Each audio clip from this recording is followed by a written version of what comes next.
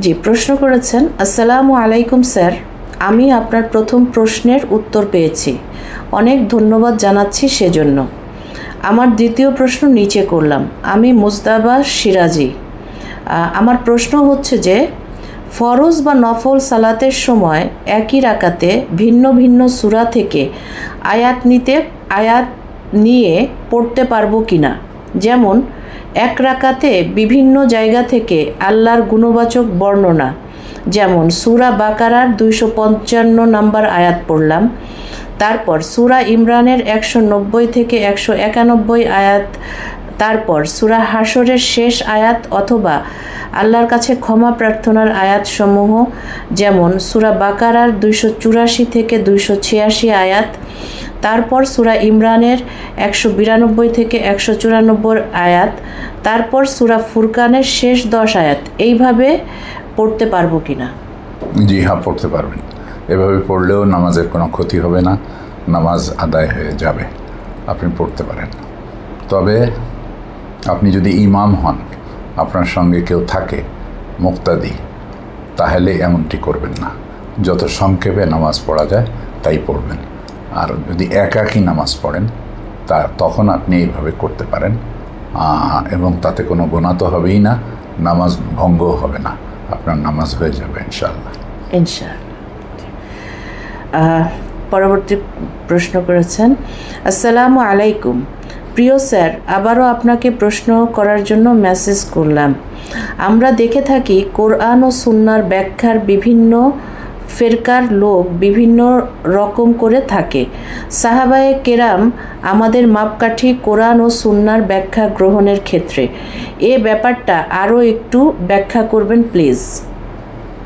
ব্যাখ্যা আমি জানি না আপনি কোন সময়ের কথা বলছেন, আমার হয়তো সেটা খেয়াল নেই। তবে কোরআনকে বুঝতে হলে রাসূলুল্লাহ সাল্লাল্লাহু আলাইহি ওয়াসাল্লামের জীবনী জানতে হয়, আর রাসূলুল্লাহ সাল্লাল্লাহু আলাইহি ওয়াসাল্লামের জীবনী বুঝতে হলে কোরআন জানতে হয়।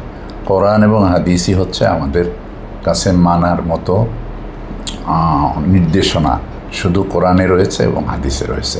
এর উপরে যদি আমরা চলতে চাই সঠিকভাবে, তাহলে সাহাবায়ে কেরামের জীবন দেখলে আমরা বুঝতে পারবো যে তারা কিভাবে আল্লাহর কোরআনের কথা এবং রাসূলুল্লাহ সাল্লাল্লাহু আলাইহি ওয়াসাল্লামের কথা কিভাবে মেনেছেন এবং কিভাবে মান্য করেছেন, আমরাও তাদের মতো করে মান্য করব।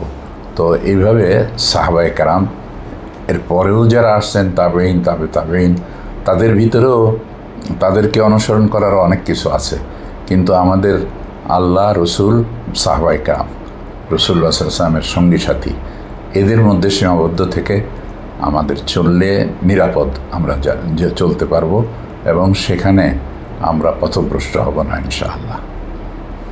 জি, একই ব্যক্তি দ্বিতীয় প্রশ্ন করেছেন। আপনি বলেছেন আমার উপরের প্রশ্নে বলা আব্দুল্লাহ ইবনে মাসউদ যে অর্থে বলেছেন সেই অর্থেই সংগঠন শব্দটি ব্যবহৃত করা হয়। এ ব্যাপারে একটু দ্বিমত করে বলতে চাই। বর্তমান সংগঠন বলতে বিশেষত ইসলামের নামে যারা সংগঠন করে তারা একটি বিশেষ নিয়ম মাফিক দলীয় কাজকে বুঝে, যেমন সেখানে বায়াত থাকবে, রাষ্ট্রের আমিরের মতো দলীয় আমির, আনুগত্য ইত্যাদি। সাহাবায়ে কেরামের বুঝ থেকে এই ব্যাপারগুলো চয়ন করলে দেখা যাবে এভাবে সংগঠিত হওয়ার নীতি কোথাও নেই, এমনকি অন্যান্য সালাফ তথা তাবেঈ ও তাবেঈনদের মাঝেও নেই। তাহলে কোরআন ও সুন্নাহর কথাগুলোকে প্রচলিত সাংগঠনিক অর্থে ব্যবহার কি ঠিক হচ্ছে? এভাবে সালাফেদের থেকে বেশি বুঝতে চাওয়াটা কি অন্যায় নয়? না, এটা তাদের উদ্দেশ্য কিন্তু ভালো। যারা এভাবে কোনো সংগঠনভুক্ত হয়ে আল্লাহ রসুলের হুকুম আদর্শ মেনে চলেন, তারা এটা করে নিয়েছেন এই জন্য যে সুবিধা হয়, দলীয়ভাবে করলে একজন আরেকজনের জন্য সহায়ক হতে পারে, সেই জন্য করেছেন। এর মানে এ নয় যে তারা এই কথা বলবে না বা বলতে পারেন না যে তাদের সঙ্গে থাকা ওয়াজিব বা ফরজ। তাদের সঙ্গে থাকলে ভালো হবে, কিন্তু এর মানে এ না যে তাদের সঙ্গে থাকার জন্য কোরআন হাদিসে কোনো নির্দেশ আছে। আপনি আপনার জায়গায় আল্লাহকে মানুন, রসুলকে মানুন, সাহাবায়ে কেরামকে মানুন।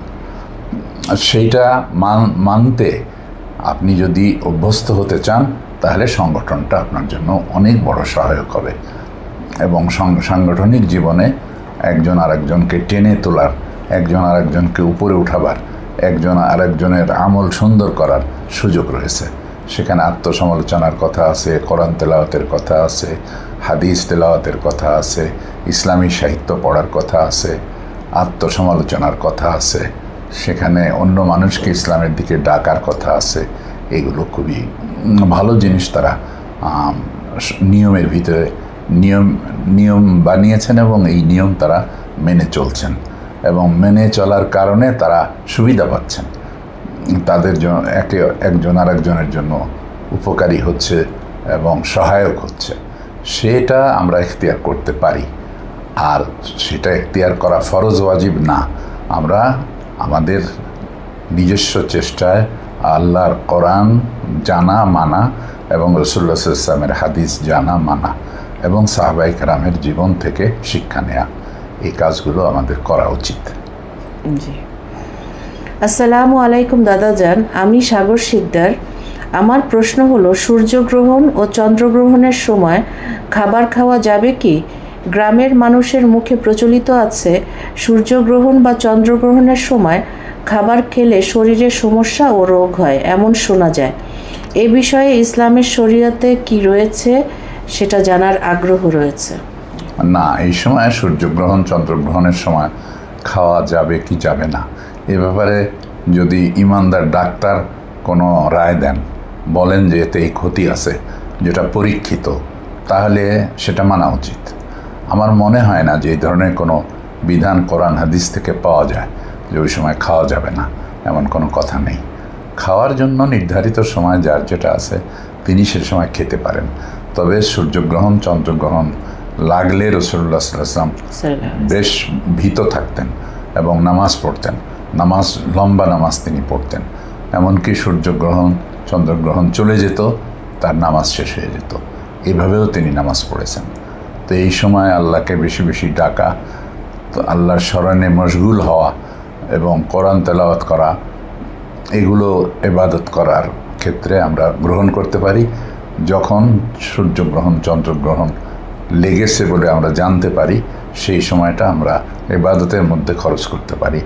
আল্লাহর আনুগত্য, রাসূলুল্লাহ সাল্লাল্লাহু আলাইহি ওয়াসাল্লামের অনুকরণের সময়, অনুকরণ আমাদের এই সময়ে খুব বড় বেশি দরকার হবে, আরও বেশি। অর্থাৎ আমরা নামাজের ভিতরে ঢুকে যেতে পারি, নামাজ পড়তে পারি, যেটা রাসূলুল্লাহ সাল্লাল্লাহু আলাইহি ওয়াসাল্লাম পড়তেন। আমাদেরও উচিত সেই সময় ওযু করে নামাজ পড়া। জি, পরবর্তী প্রশ্ন করেছেন, আসসালামু আলাইকুম, আমি একজন গাড়ি চালক। অনেক সময় আমি ডিউটিতে থাকার কারণে ওয়াক্ত মতো নামাজ পড়তে পারি না। গাড়ির ইউজার মুসলমান হওয়া সত্ত্বেও তাদের কাছে নামাজের কথা বলতে ইতস্তত বোধ করি। তারা অনেকে নামাজ পড়ে না, আবার মনে করে কাজা পড়ে নিলেও হবে। পরবর্তীতে সময় পেলেই আমি নামাজ পড়ে নেই। আবার সময় স্বল্পতার কারণে সুন্নত নামাজ পড়া হয় না। এ অবস্থায় আমার করণীয় কি? আবুল কালাম। আপনি যা করছেন আমার মনে হয় আপনি ঠিকই করছেন। তাদের আপনার গাড়িতে থাকা সত্ত্বেও আপনি বলতে পারেন নির্দ্বিধায় যে যদি আপনারা আমাকে দয়া করে সময় দেন আমি খুশি হব, আমাকে নামাজ পড়তে হবে যথাসময়ে। সেটা বলে আপনি নামাজ রত হয়ে যাবেন। অথবা যদি তারা সময় না দেয় তাহলে সে অবস্থায় আপনি তাদেরকে মঞ্জিলে পৌঁছে দেওয়ার পরে আপনি তাড়াতাড়ি করে নামাজ আদায় করে নেবেন। জি, কাজের সময় তো নামাজ অনেক শর্ট করে পড়ে নিলেও হয় না আব্বা? 5 মিনিটের মধ্যেও তো নামাজ পড়ে ফেলা যায়। শুধু ফরজ পড়ে না, ফরজটা পড়ে নিলে ছোট ছোট। জি,